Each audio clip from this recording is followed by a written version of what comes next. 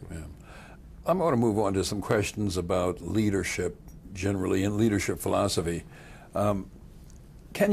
What difference do you see between vision, philosophy, and style in expressing your leadership? I think the most important one is vision.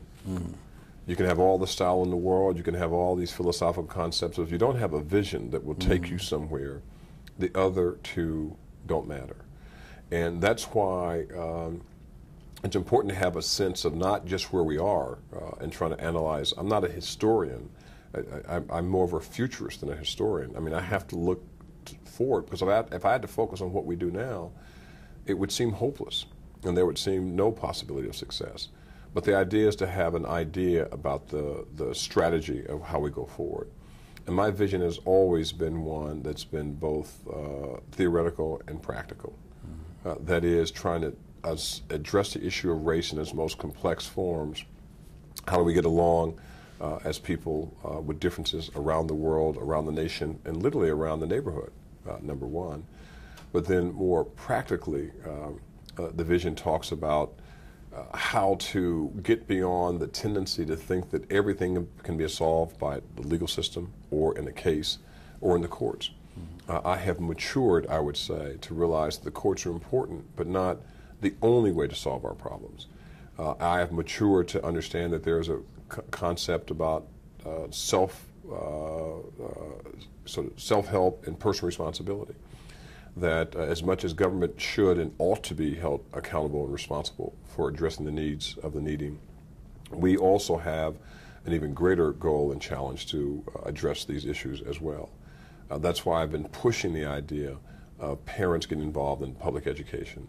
That's why I've been very skeptical of these silly plans like Leave No Child Left Behind, No Child Left Behind, which made sense when Marian Wright Edelman talked about it and gave it a philosophy, but it's completely ridiculous as applied by the Bush administration and its application to our concerns today. And that's the vision, to say that we have to be responsible. We have to figure out a way how those who fled, the black middle class that fled like whites as a result of integration and abandoned urban America, have to find a way to reinvest and recapture urban America. Because when 50% of our children are dropping out of high schools in urban areas around the country, it's not someone else's problem, it's our problem. And we have to take account. When we have over 1 million people in jails and prisons, and over half of them are African American, we have to think about reentry programs, because those young men who were sentenced when they were 17 for crack cocaine, served 15 years, they don't have a high school diploma, they can't get a job, they can't vote. They have no way to be functional and effective members of society. Our vision has to tell us we have to find a way of incorporating those young men back into the fabric of our society if we're going to make a difference. But it's also style as well, in the sense that in order for us to be credible, we have to be able to relate in intergenerational ways. And I talked about some of the clients, but I also represented Tupac Shakur at a critical time in his career before he was murdered in 1996. And I can see here as an artist with tremendous talent who is often confused, but who is someone that represented the frustration and mirrored the anxiety of our hip-hop generation. And that's why it's so important.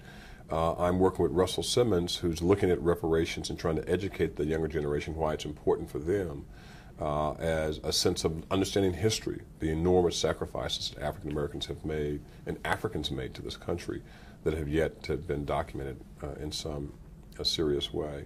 And at the same time, I'm encouraged that my former student, Barack Obama, a young African American, the first black president at the Harvard Law Review, is now, hopefully will be an African American senator from the state of Illinois.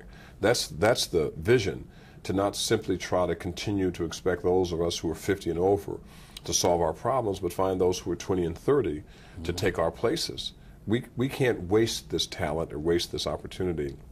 So I'm reaching out aggressively to find this young, brilliant talent to take over the challenges that we have. And you have to be able to, in terms of style, you have to be able to operate in the suites where decisions are made.